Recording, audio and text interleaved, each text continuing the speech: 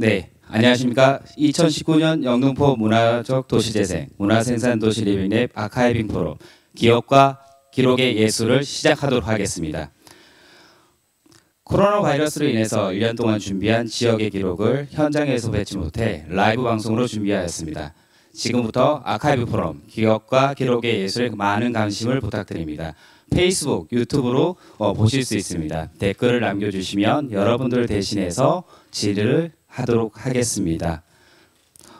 전체 프로그램은 1부 사례 발표와 2부 발표 토론으로 좀 진행할 건데요. 1부에서는 영등포 문화적 도시 재생에서 왜 문화생산도시 리빙랩인가, 그리고 문화생산도시 리빙에서 취지 과정에 대한 이야기를 들어보도록 하겠습니다.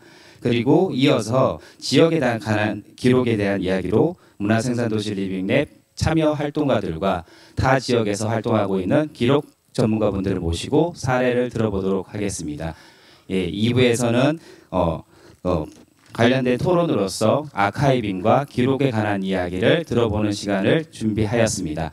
네, 지금부터 문화생산도시 리빙랩 아카이브 포럼, 기억과 기록의 예술을 들어보도록 하겠습니다. 첫 번째, 영등포 문화재단 강원재 대표이사님으로부터 왜 문화생산도시 리빙랩에 대한 이야기를 들어보도록 하겠습니다. 네, 부탁드립니다.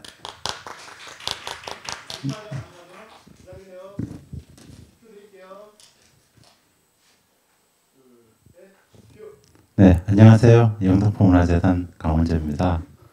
오늘 제가 말씀드릴 내용은 작년에 이제 문화적 도시 재생, 그리고 영등포에서는 문화생산도시 리빙랩 프로젝트를 진행을 했습니다.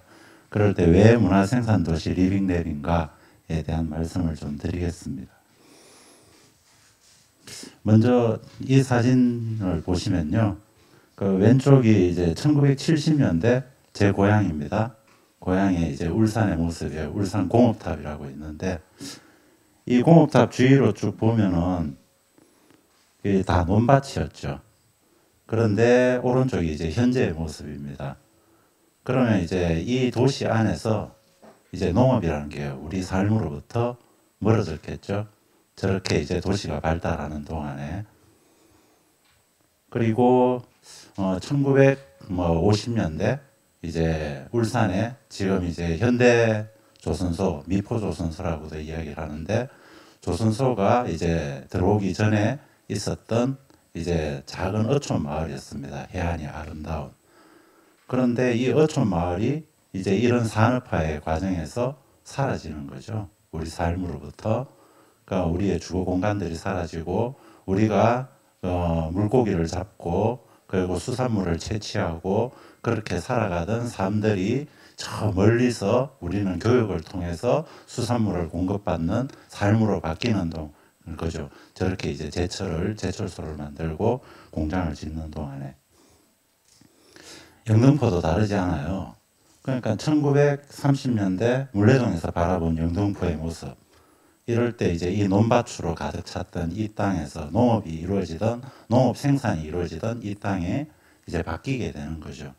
그러면은 이 도시라는 것들은 이렇게 이제 생산을 하던 것들을 점점 외곽화시키면서 발전을 해오고 있는 겁니다.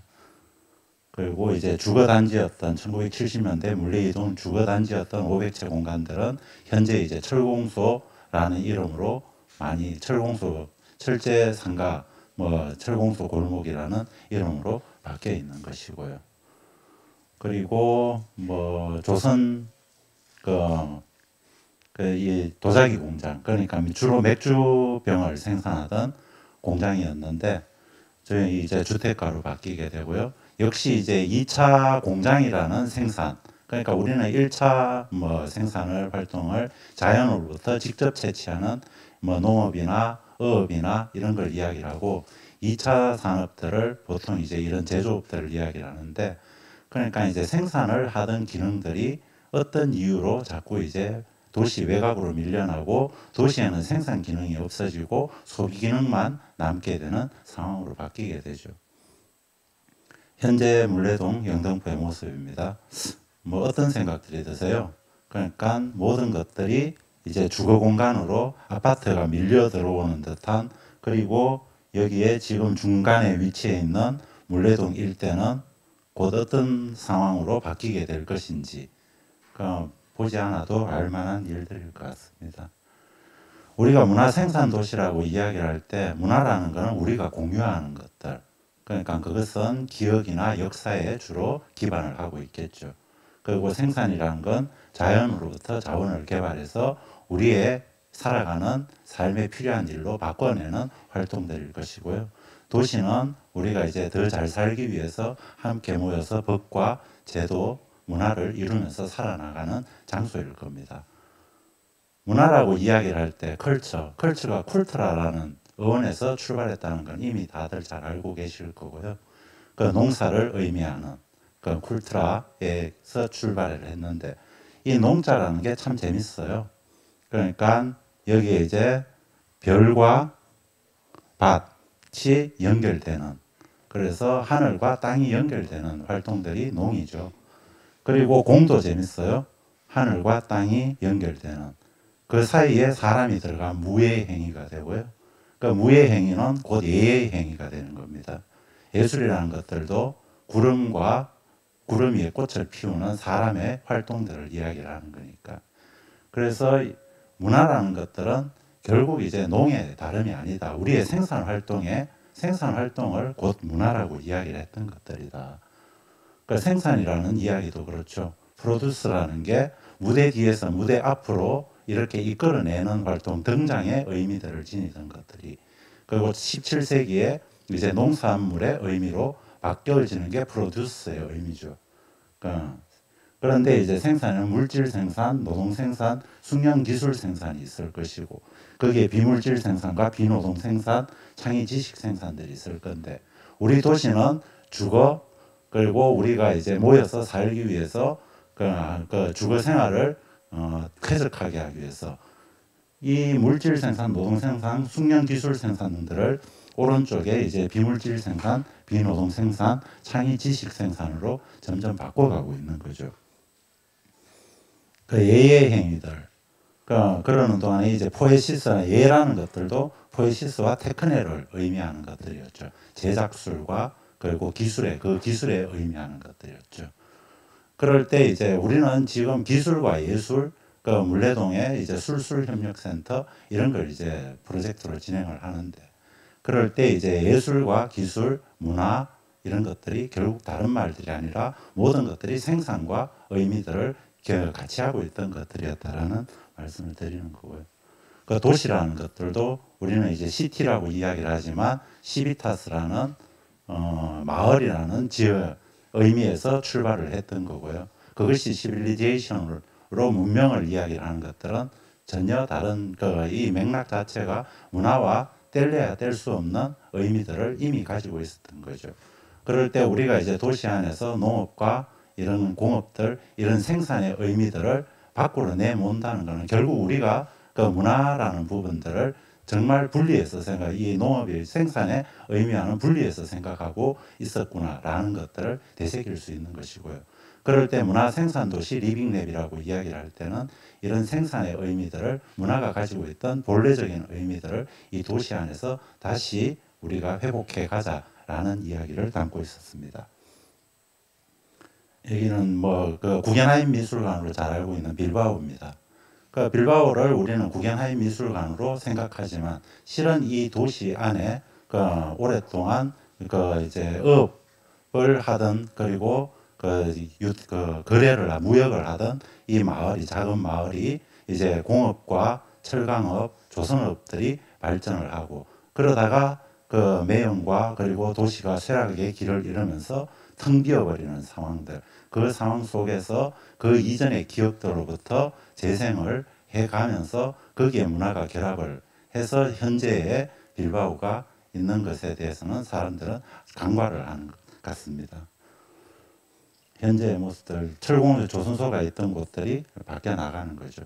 그래서 주거와 그리고 산업이 같이 결합하는 형태의 스마트 시티로까지 이렇게 이제 발전을 하는 모습들이 현재의 모습입니다. 그러니까 영등포 물레동도 그게 가능하리라 생각을 했습니다. 문화생산도시 리빙랩, 거버넌스와 지역재생, 문화캠퍼스를 통해서. 장소는 지역적인 맥락들은 다들 잘 아시다시피 물레동 현재 창작촌이라고 하는 그 일대를 의미했었고요.